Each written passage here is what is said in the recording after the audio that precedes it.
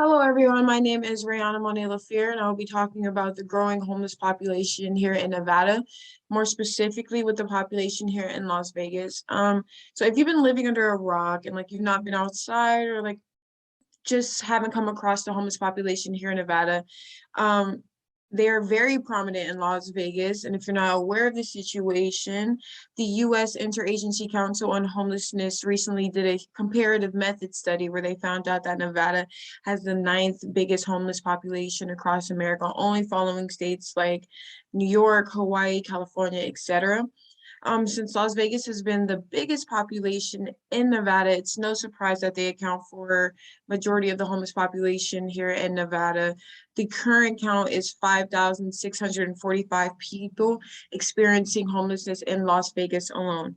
Now, I know for some of you that could be surprising because like you really don't see it, but also it could be surprising because with a growing state like Nevada and a booming economy like Las Vegas, you would think that the state would do more to help the homeless. In addition to the state doing something, Nevada is a Dillon rule state, so you would think that the local government would do more, but no, they're leaving it to the organizations such as Help Hope Home and SafeNest to combat the problem for them. Nevada is also a state that doesn't have state taxes because we make money from taxes such as mining and sin taxes. But despite the money we make in taxes, so little of it actually goes towards helping the homeless.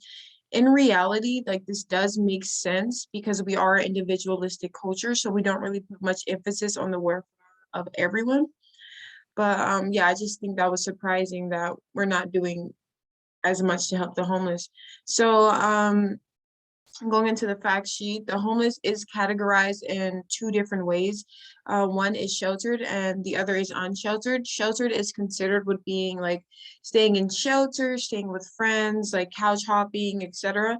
And unsheltered means that you're sleeping on the street, you're sleeping in an abandoned building, you're in sleeping in cars, like stuff like that. But throughout all 50 states, Nevada was ranked number one in unsheltered adults, with over 80% of homelessness being unsheltered. Now, that's a problem in itself. But moving on to the socio-demographics, yes, it's true. Anyone and everyone can be affected by homelessness. It just really has to do with the cards you're dealt, but it does affect certain socio-demographics at a higher rate than others. Studies have shown that in Nevada, males are more likely to become homeless, as well as white people are at a higher rate of homelessness, and adults over the age of 24 are also at a higher rate of homelessness. Moving on to the leading causes of homelessness. In addition to mental health problems and drug usage, like the normal causes to homelessness, in 2022, there were actually three different leading causes to it. One was the pandemic, two was the economic growth of Nevada after the pandemic, and three was the lack of affordable housing that arose as a result of the pandemic and the economic growth. When the pandemic hit, a lot of people lost their jobs or they just simply couldn't work because everything was shut down. We all saw it. So that definitely affected a lot of people economically, especially those with lower incomes. With everything starting to open back up, the world was in a state of demand. So it caused a huge unbalance in supply and demand, which contributed to inflation.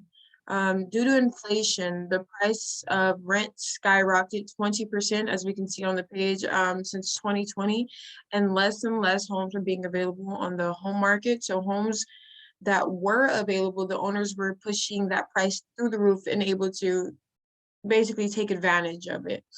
So as we can see on the top, when we have low income families, when we increase rents, we make it so that there are no affordable housing units for low income families.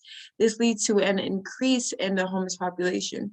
There is actually a correlation between the increase in median rent and the increase in homelessness. For every $100 increase in rent, there is a 9% increase in homelessness. The problem with an economy like this is that the economy is growing, but the employment rates are decreasing and the minimum wage is not rising.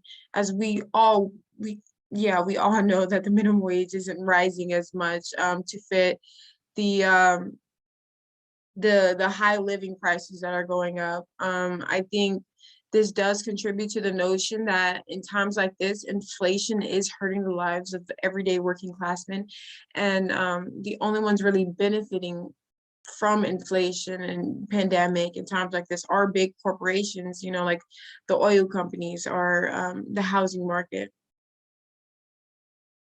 In Nevada, 14.1% of the population does live below the poverty line. Um, these are the people that in times like this are affected the most in terms of housing, food, shelter, everything. Like they're infected, their lives are affected for the worst in times like this. Also, Nevada has the worst availability of affordable housing shortage across the nation. In Nevada as a whole state, like there are only 19 homes available for every 100 homes needed. And in Las Vegas, there are only 14 homes available for every 100 homes needed. This means that 19 out of 100 low-income families are able to secure a home for their families, while the other 81 are likely to fall to homelessness.